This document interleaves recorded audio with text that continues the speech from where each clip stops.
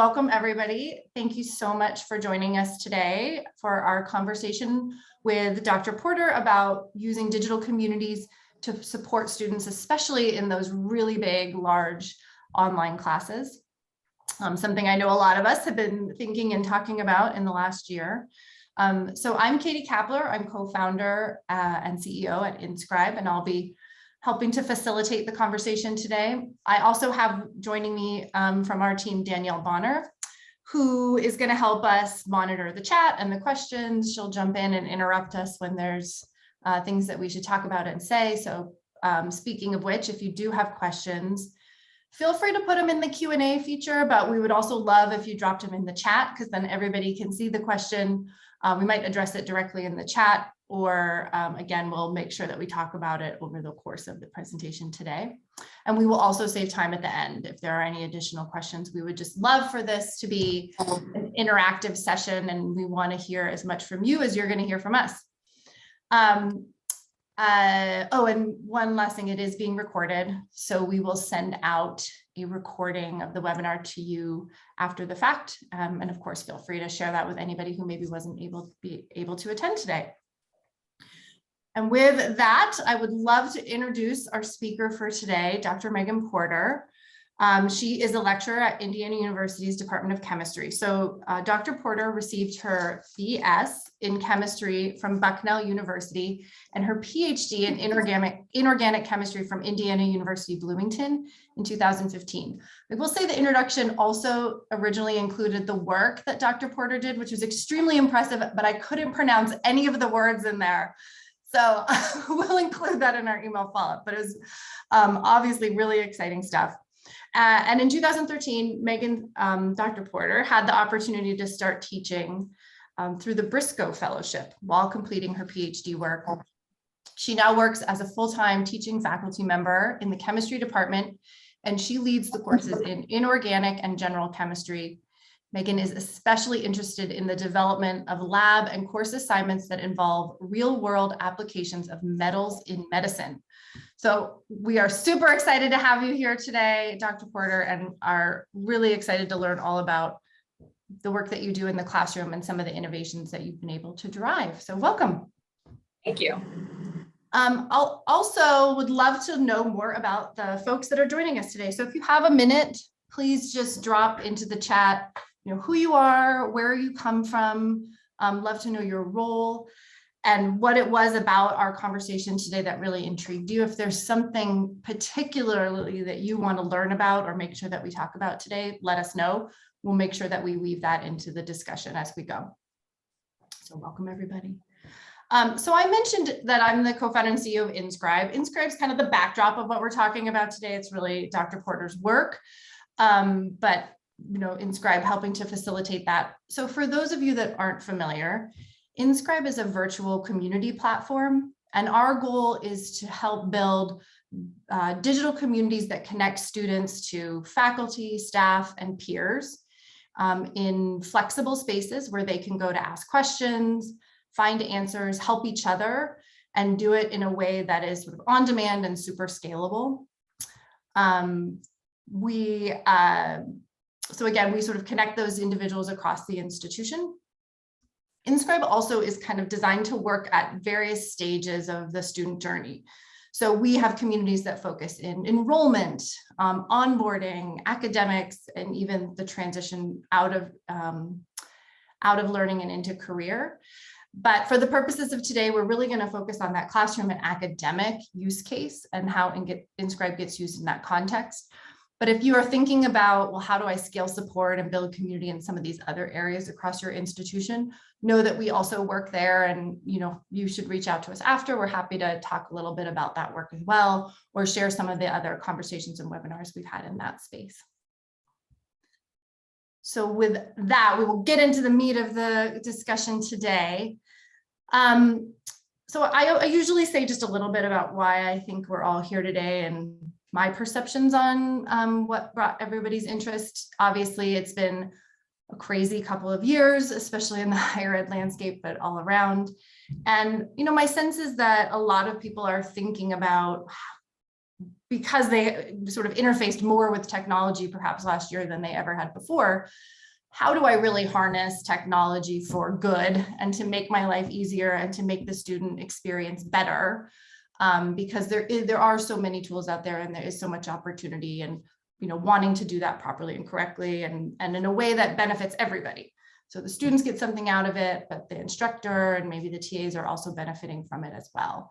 And I think Dr. Porter has a great example of that, where she's really thought about, how do I bring technology into my classroom in a way that feels seamless and connected, and is helping me out, but also really helping my students out. And that's what we're really going to dig into today.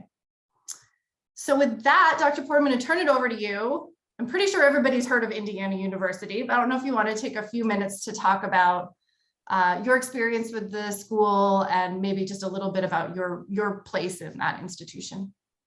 Yeah, so IU Bloomington, so I'm located on the Bloomington campus. It's our flagship.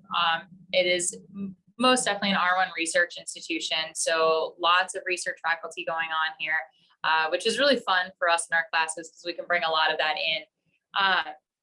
One of the things that we run into, though, being a flagship university, is we have roughly 40,000 undergraduates. And so our class sizes can be huge, especially in STEM. We have a lot of students either majoring in STEM or looking for any of your pre-health, so pre-med, pre-dental, pre-optometry, pre-anything. And all of that requires them to take a large number of STEM courses. So a lot of our STEM courses are large. I teach, just to give you a little bit of an idea, my general chemistry course is around 700 students, and my upper level inorganic course is around 200 students. And that is small for our department. So Inscribe, and I'll just take a second before we get into the meat of it.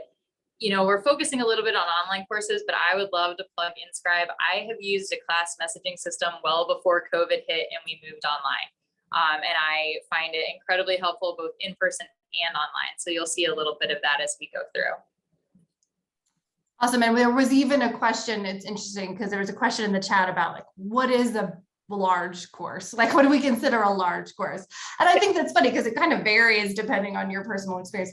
I think anybody would agree 700 qualifies.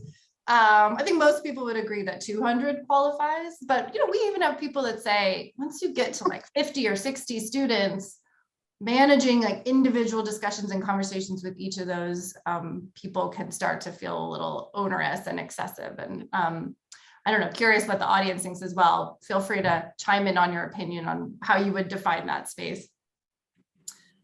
Let's see. Awesome. So let's go into a little bit of, you've got these huge courses, your perspective on some of the teaching and learning challenges that you face with those classes. Yeah, so I think a lot of these challenges are online or in person. You end up with the same challenges. And one is when you're in, as we said, hundreds of students, whether it's all the way up to our 700 or even really once you get over 60 or 70, just how do you bring students together? There's a really high chance that they don't know everyone in the course. Some students come in not knowing anyone. So how do we actually bring them together and help them build a community? And on a side note, helping one another, right? As the instructor, I cannot be everything a student needs to 200 students in the same semester. How do we make sure students can have a chance to be heard? There's both the logistics of I can't answer 600 questions in one lecture period and still get through any material, but there's also the issue of it can be overwhelming as a student to raise your hand when you're sitting in a lecture hall or even in a Zoom meeting with that many people and have to come out and say, hey, I'm struggling with this. And even if we know they're not the only one that's struggling with it, it can feel like they're the only one. So how can we provide them a chance to be heard? And then definitely from the faculty side of things is cutting down on email. And I think a lot of us saw that when we went fully online. For those of us that did, was all of a sudden our students knew we were working from home, and it felt like there was no break between having to be checking my email and replying to all these emails and actually being home with family. And that was a really hard thing. So how can we manage that so the students are getting help, but I am not continuously tied to my email? But you want to do it in a way that doesn't just build another set of day-to-day challenges. And if Katie wants to switch to the next slide, online does have a couple specific challenges that I ran into with the size. There we go. There we go. Online, you know, how do we get them to interact? So I am a huge active learning when we're in person. My students are in groups working together. Very rarely am I up lecturing for long periods of time, and that's fine when it's in person. Even that has some logistical challenges, but how do you do it online? You know, students have the option.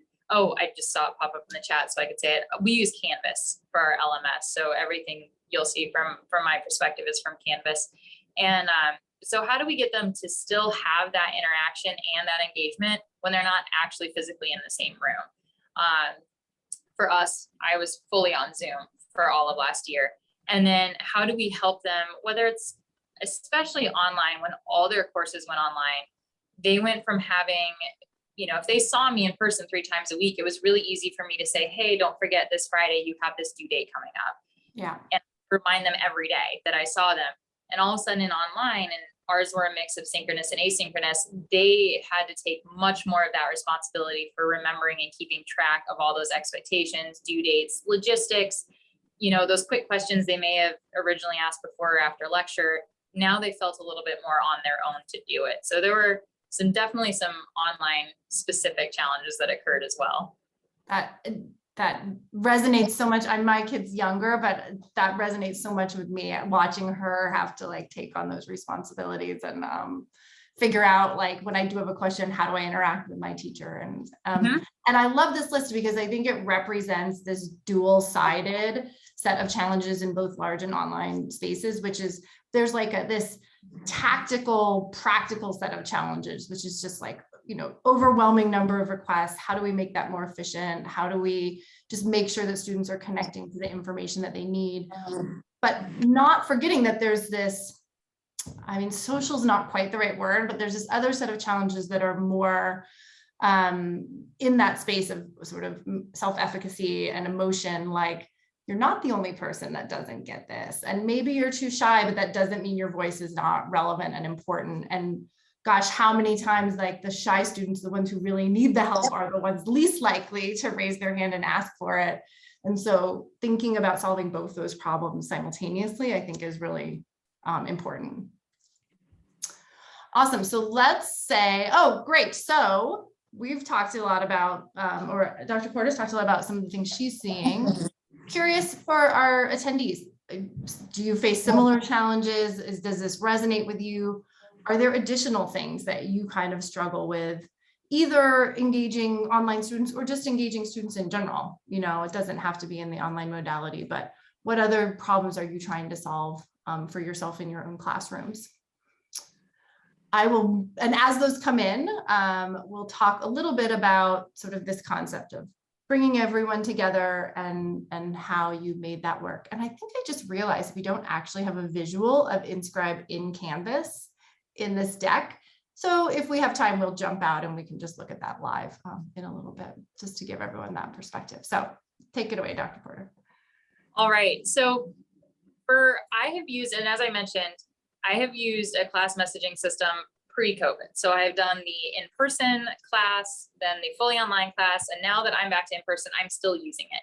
And so I am a huge proponent of it.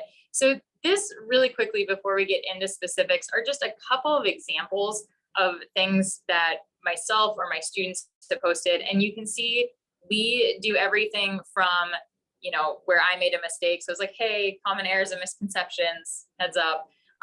So a message from me to students. Then we have student messages where they're asking about a practice exam I had given.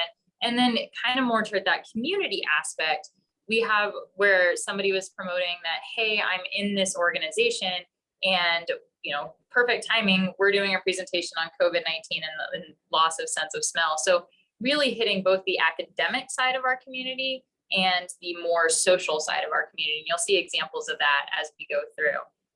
Excellent. Yeah. Kind of going back to that, both sides of that coin. So let's talk a little bit. So let's talk a little bit about some of the use cases you had for the community in your space. Yeah. So the first is kind of the course, more course focused. One of the things that we've looked at is pooling knowledge to help one another, right? And this kind of goes to this idea that in a class, even again, when you get to 70 plus, you're not the only one with that question. And at the same time, there are going to be other students who have a really good grasp on that topic. And we always say, if you can teach somebody else about the topic, that really strengthens your own understanding.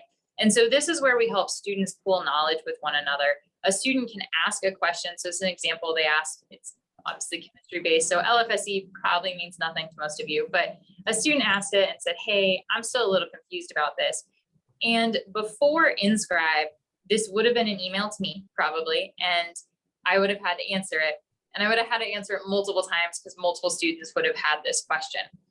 And so instead, what happens here is a student actually came on and did that whole answer. So that answer paragraph you see underneath, that is all a student response. And all I had to do was go on and click a button that said, good response. Essentially, I endorsed the response. And so it saved me the time of actually typing the response.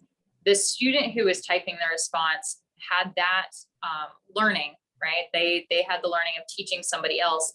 And the original student who asked the question got an answer and knew they could trust it. And that is visible to the whole class. And so it saves me time as far as not having to answer individually, but also it gives students confidence. When students are answering each other's questions, it helps build their confidence that their understanding in the material is good, which is always really nice. For anyone who teaches any sort of course where you might have a lot of images or worked out problems, videos, math heavy courses, one of the nice parts with Inscribe is you can actually upload all of that. So my students in the past have uploaded a chemical structure and circled a piece and then like, yeah, I don't understand this bond. And they can upload an equation and say, hey, this is how I'm solving it. And other students can point out, oh, it looks like you missed a unit conversion. And so you're not limited to, even though this example is text, you're not limited to just a text response or a text question, which is really nice. And then students also are way better than I am at finding unique resources online. They are so good at it. And usually what would happen is they would share it with their friends, right? So their friends would have it. Occasionally they would remember to send it to me because I always ask for them. But this way I actually have, and I'll talk later about topics, but I have a place on Inscribe where they can post these resources. So again, the whole class has access to the resources. And for me, I can go back to that list the next semester and go ahead and automatically pull those resources into the course without time, aside looking for resources on my own.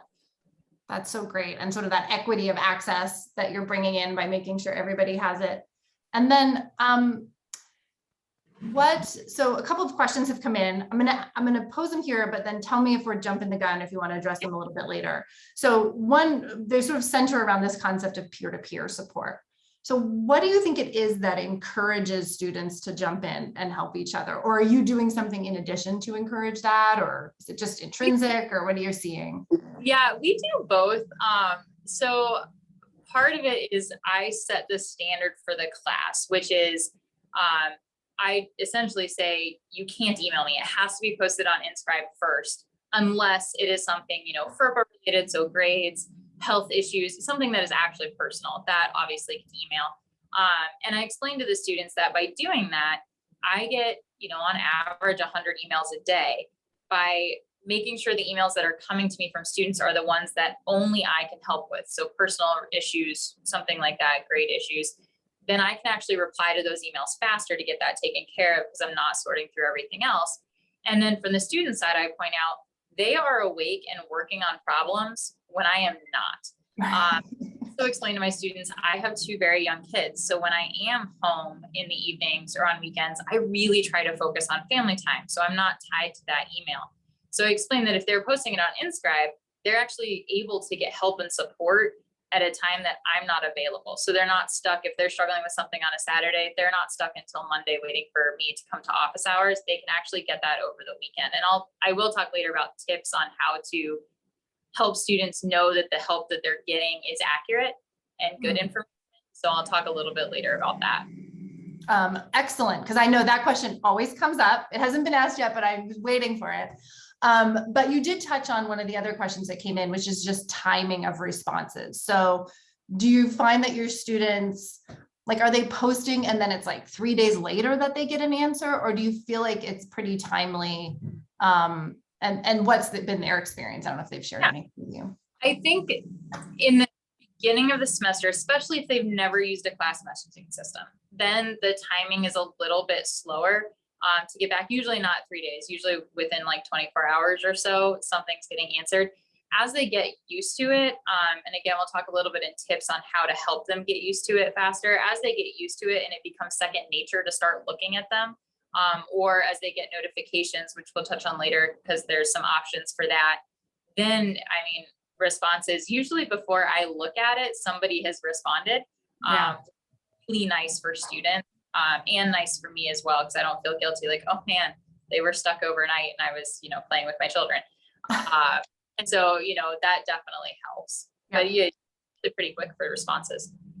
Yeah, and I think you mentioned the note, so we'll talk a little bit about notifications. So the system is also alerting folks about content that might need to be addressed. And then just a sort of sneak peek into something we're doing with the roadmap, which is having the platform also be able to understand who's online at the moment and try to direct incoming questions to those people who we know are immediately available, so that they might be able to jump in and help right away, or even potentially jump into a synchronous event that's coming soon. So stay tuned with Inscribe to learn more about that.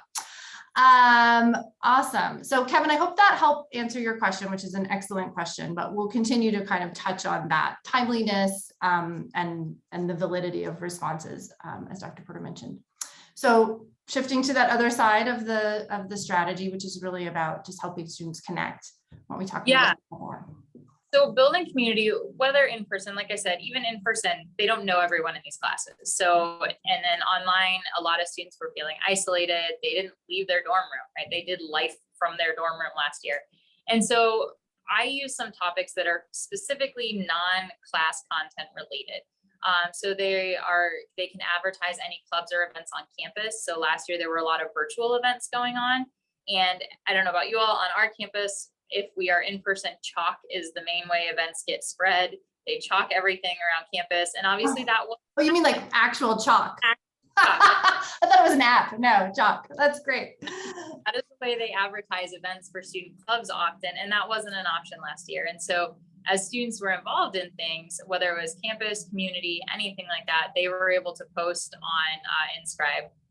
And then they can also get advice for future courses.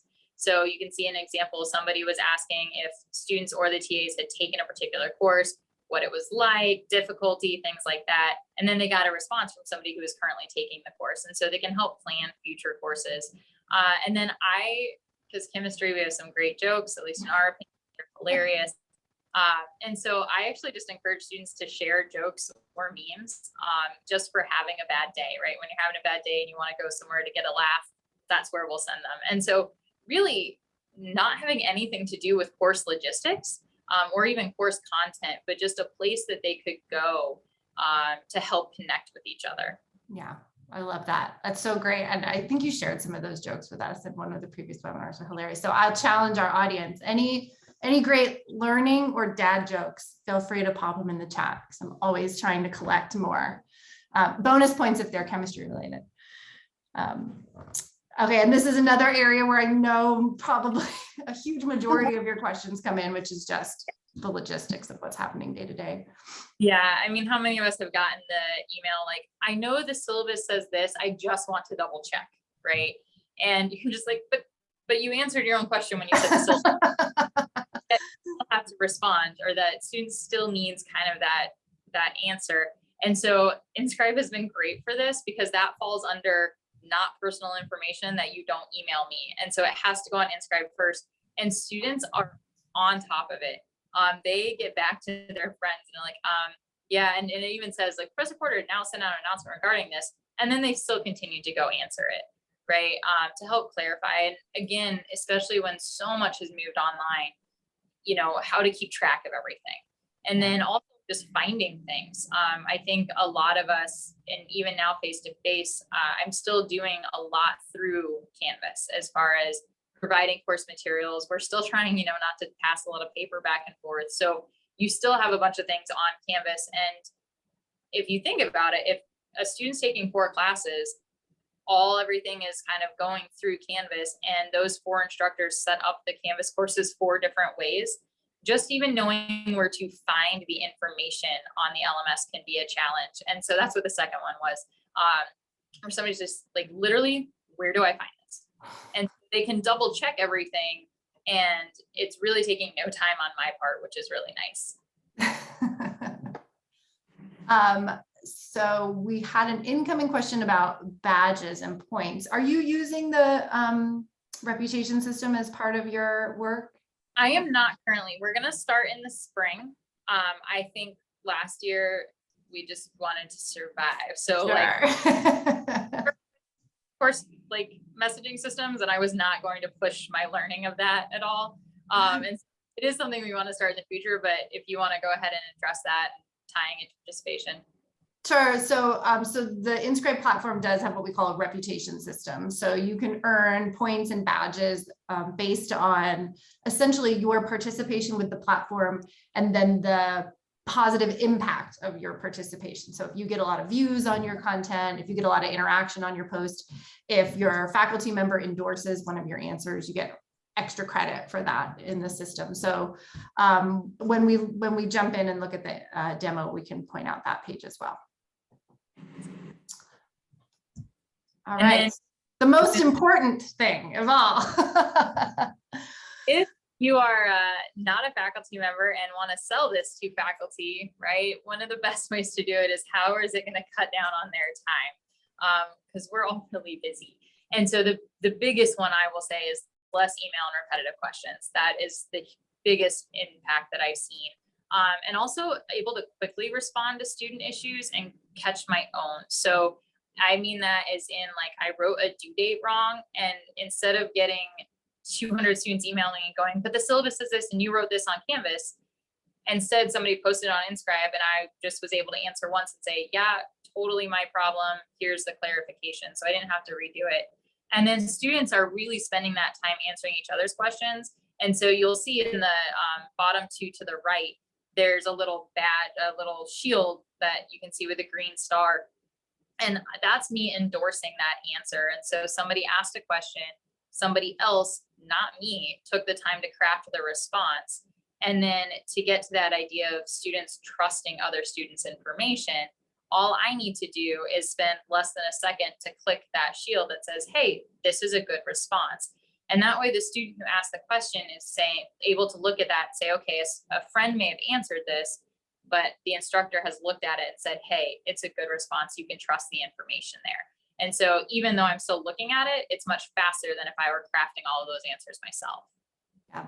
And we've heard from students that getting that endorsement is like positive chemical, like they love that positive reinforcement, and it encourages them to then continue to contribute and continue to provide more answers. So it's like a great win-win on both sides. There was a question, about multiple sections. So the product does allow, like if you're teaching multiple sections in Canvas at the same time, you can actually point all those sections to a single Inscribe community. I don't know if are you doing that, Dr. Porter? Or are you really doing it individual sections right now? Or individual? The back way where we combined our Canvas sections, and this was not because of Inscribe. So that 700 person course, it's taught ones at 10 a.m. with 350 students and ones at 11 students. So we just didn't want to deal with multiple Canvas pages. And so we actually combined our Canvas courses first into the section, and then we just dropped Inscribe into that section. Terrific. Awesome. And then there is a question about what is the advantage of this over just using the Canvas discussion board? Yes. So I went back and forth on this a lot before I started a messaging system. And part of the advantage is I don't have to do anything to set it up. I don't have to set up discussion boards. I don't have to pre-think of kind of what students are thinking about. It's all, They post the questions, they share things. It takes me, and I'll say it later, less than 10 minutes to set up Inscribe for this semester, and then it just runs on its own. Students like it because they can filter really easily to find what they need. We use a lot of topics posts. And so their Canvas isn't just overwhelmed with a whole bunch of discussions that they don't need to see and don't need it to appear. They also like it a little bit better than the chat function on Canvas, just because nobody else has to be on when they're posting their question, right? And it's just there.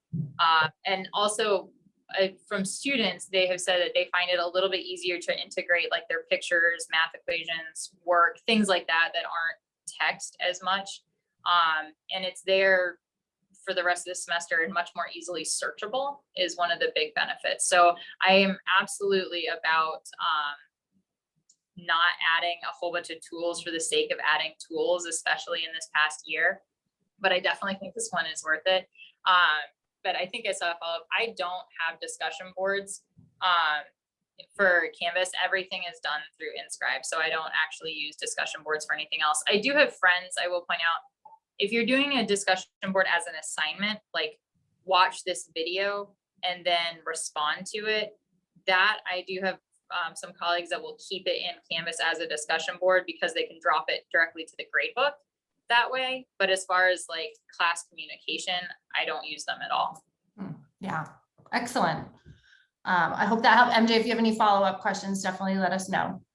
And also, great, you answered Kevin's question. So you're like right on it. Okay, so. Hi, there is one more Danielle. question. And yeah, no problem. There's a couple more questions. So the first one is there any type of advisory for individuals involved in varied performing arts? I'm not sure I understand that question. Advise, like, is the platform useful for that type of instruction? Do you mean? Do you think? That's what I think, yes. So I will say that we have pretty much any topic that you can teach and learn. We have Inscribe communities that are built around that. So everything from chemistry and math and engineering to religion and English and social sciences. And I think we even do have one that's being built around like a drama program. So if you think about the foundational challenges that Inscribe is trying to solve, which is just about communication, effective and scalable communication and relationship building and sharing information, those challenges really exist no matter what topic you're teaching. So I think it's absolutely applicable in those spaces. And we have a lot of learnings from what we've done in the past that when we work with you, we can share a lot of best practices, give you a lot of templates and things to get up and running really quickly. Perfect. And yes, it was confirmed that that was the question. Yes, and then it looks like we already answered Kevin's question regarding using discussion boards or using Inscribe instead of discussion boards. Terrific. Thank you. Yeah. All right, I'll turn it back over to you, Dr. Porter, to talk about course advantages. Yeah, so this is in some ways a big summary for it. So first, students can access it either online. So since it integrates with Canvas, we can access it either in the browser or if students use the Canvas mobile app, it works through that as well. So they don't necessarily have to log into their browser every time, which is really convenient. Our students, and I say I do it too, because I'm on my phone more accessibly than I necessarily am sitting at my computer. They get their answers much more quickly than if they were emailing me. And I'm not replying to the same question multiple times, which is always very nice. And there are some for that, a lot of times when my friends have started using it in our department, they've asked, how do you keep students from asking the same question over and over and just doing it on Inscribe, right? Paying attention to what people have already posted.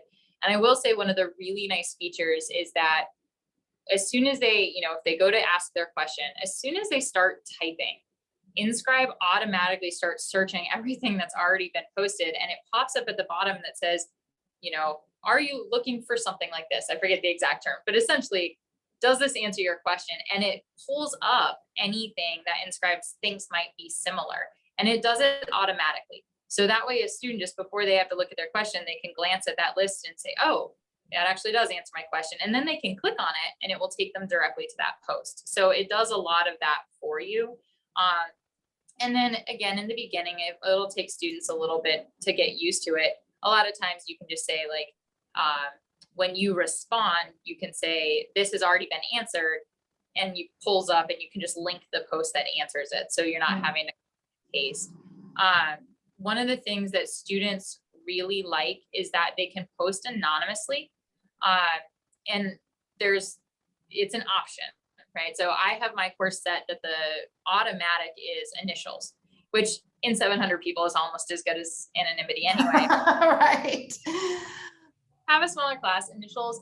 And it goes back to that originally thing that we talked about is how do we help students feel comfortable asking or voicing those concerns if they are shy or just for any reason feel uncomfortable speaking out in front of everyone. The anonymous option is great. So as a student's going to post, they can choose to do it anonymously. Now, if anyone has the question of how do you make sure everything stays nice and kind, right? Even though it's anonymous, if I want to, I can go figure out who posted it. And so it's anonymous to all their classmates. And even when I look at the post, it says anonymous. I actually have to go out of my way to figure out who it was. And as I assure my students, that is not the most valuable use of my time. I'm not going to do. The only time I'm going to go find it is, if somebody does say something that is completely out of line, I can go figure out who that is. I've never had that happen, but theoretically I could. The other thing that is useful about it is if somebody has a question specifically about, if, for example, I just had a student who asked, who thought Canvas screwed up their scoring on a quiz.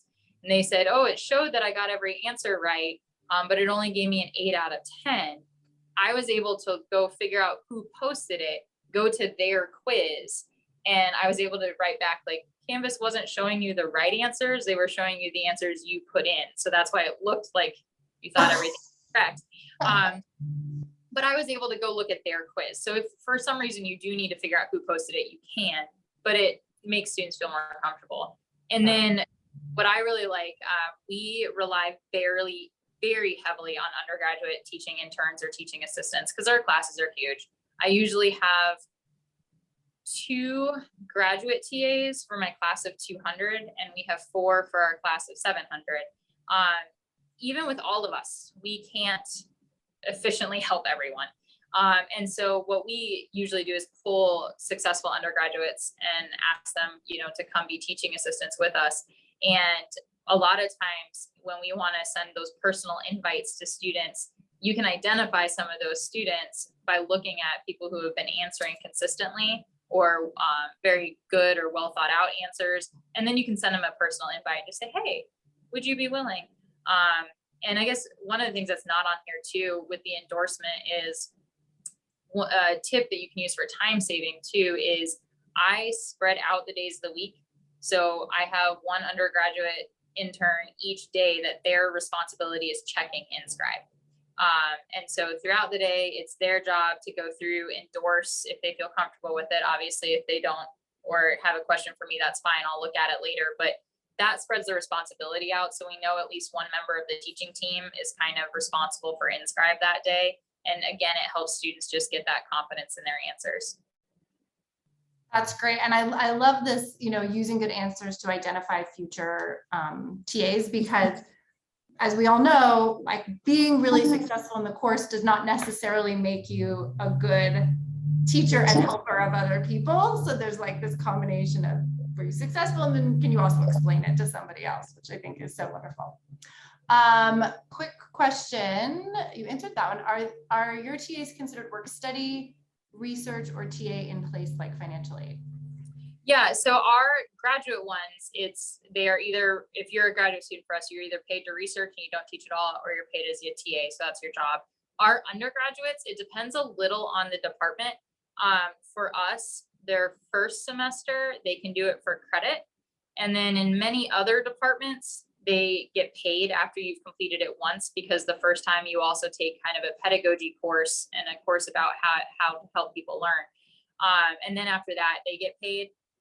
Our department, because we already pay for so many graduate TAs, since our program is huge, we can't afford to pay them. after they've done it for the first semester. So I have students who, one just graduated and I was really sad, but she was a UTIN for me for 5 semesters. And after the first one, it really wasn't counting getting her anything for her degree, but she just wanted to come back and help students. You can also, one of the other good things about it is if you teach in these very large classes, if students need recommendation letters, sometimes they're really hard to write personal recommendation letters if they were just one of 200 students. And so when there are UTINs, a lot of them continue to come back to build that personal relationship and get stronger letters in the future.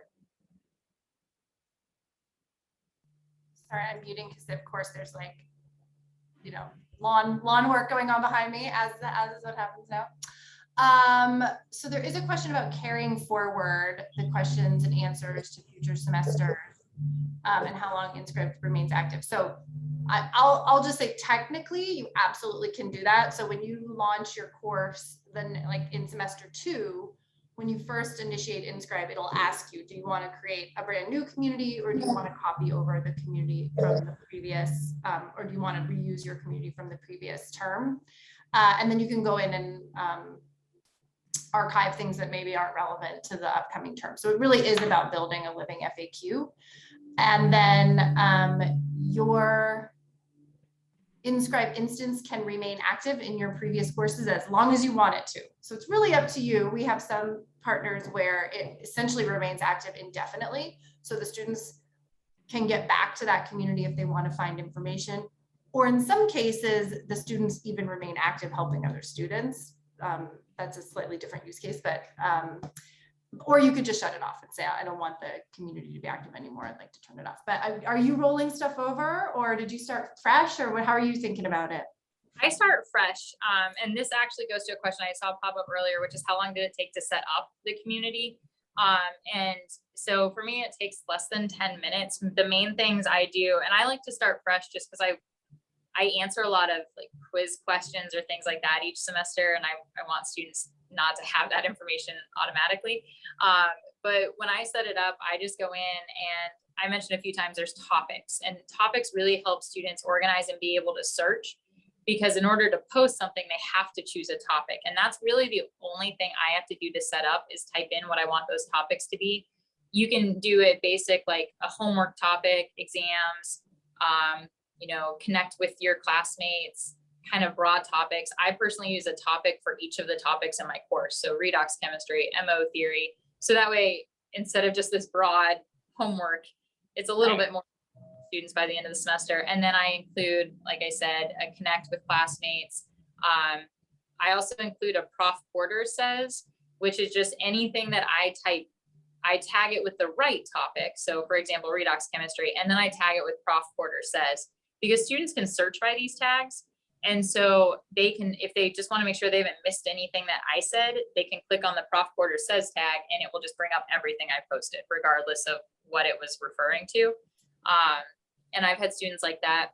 And then you can also set up notifications for, but students can also have control of that. So most of my students choose to get a daily digest of notifications for what's been posted, with the exception of the instructor. They've set it so that if a moderator, so one of our teaching team, posts something, they like to get notified of that right away. But that way they're not just constantly getting emails throughout the day as people are posting things. Yeah, that's a nice feature to be able to summarize what my classmates are saying, but tell me immediately, if Dr. Porter says something. It's a smart way to go, I think. So I think we have a few more questions coming in. So keep posting those questions. I saw one about analytics. So I'm going to ask you, Dr. Porter, if there is analytics in the platform, it's tracking sort of the behaviors and participation. Are you leveraging the analytics much right now? And as we do that, I'm also going to bring up the Canvas integration. Oh, I currently, but I do have colleagues that use them for things like participation and things like that, and encourage, you have to post once per topic or answer so many questions. I've had colleagues that have leveraged it as bonus points. If you answer this number of questions throughout the semester or ask this many, that type of thing. But I just haven't, that's for me, my main goal was managing our community together. So I haven't had to really dive into the analytics. So feel free to say whatever you would like about those. And I thought somebody raised their hand. I don't know. I'm not very good at the raise your hand feature yet. So yeah, so, and some people use the analytics just to get a sense of, you know, how often are students using this? Are there peaks and valleys on certain days that students are coming in? I'll just really quickly, we will not do a full demo of Inscribe, but just since we've been talking about the LMS integration, we'll show it really quickly. This is Canvas. Inscribe integrates into all the major LMSs. So if you're using Blackboard or D2L or Moodle, or there's a few others out there, even edX, that we integrate with. But the basic features are very similar. At the super simple option is when you add it to your course, it will add this link over in the left-hand navigation, and it could be called something slightly different based on how you set it up. You can control that.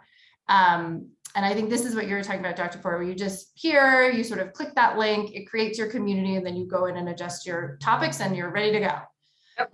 And then when you launch Inscribe from that link, it also loads what we call the embedded view. So you're actually seeing the Inscribe platform, but it's not taking you out of your LMS view. So you can really do all the stuff that you need to do here. And here's an example of like the topics that had been set up. Very common, as Dr. Porter said, for them to align week to week. Here's the search feature, posting a new question, viewing the content from my classmates. And you can do a few other fancier things. So you can create links, for example, within each module. So if you wanted to have a Q&A, an Inscribe link specific to week 1, you could build that. And when you create that, you can choose to pre-filter it. So that link has been automatically tagged to that topic. And now we're just seeing the content relevant to week 1. So this was a main one taking me to everything in the community. And this is one that was really narrowly focused on that particular week. Do you do those module level links as well, or are you really sticking to the left nav for now?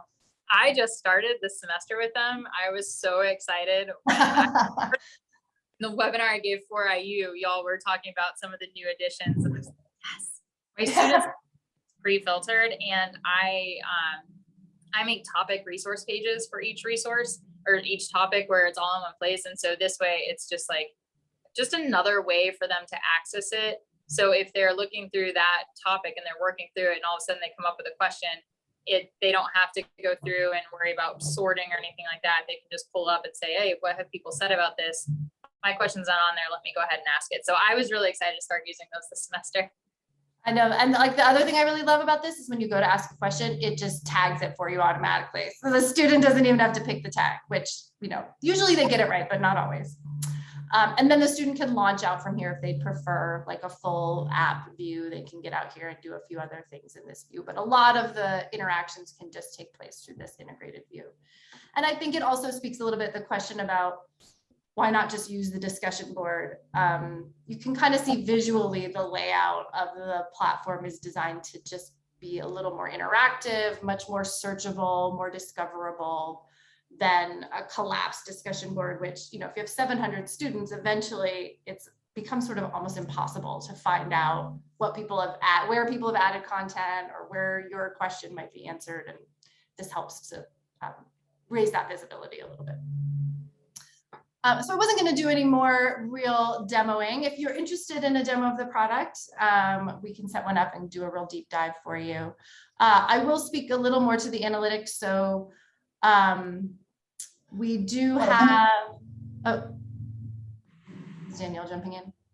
No. We do have analytics feature at the community level. It tracks new users, active users day by day, what everybody is contributing, how people are interacting with those contributions, and it will also surface for you who the most active users and the most active content is in your community. So you can see what people are gravitating toward and who seems to be leading the charge. And of course, you can also see the individual profiles of all the students and their reputation and how that's been evolving and growing over time.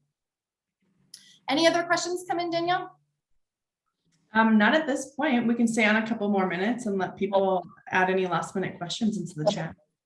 Yes, please do. And then I also, well, so first of all, huge thank you, Dr. Porter, for joining us today and sharing your experiences. It's just so great to see the work that you've done. And I know I'm certain your students appreciate how well you've designed the communication platform so that they can really get what they need. We had something pop into Q&A. Now there's a question in here. So it says, in the initial launch, will the platform import support resources?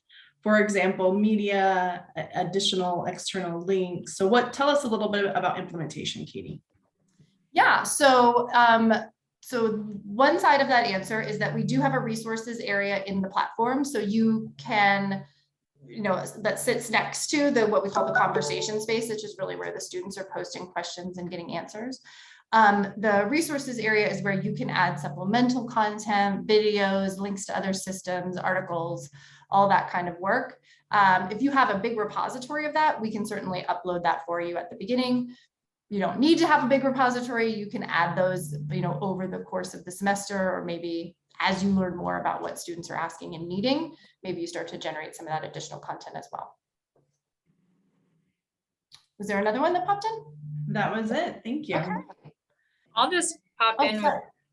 Oh no, I was just going to say, from a faculty perspective, one of the things that we have really appreciated about Inscribe is that it's continuously evolving.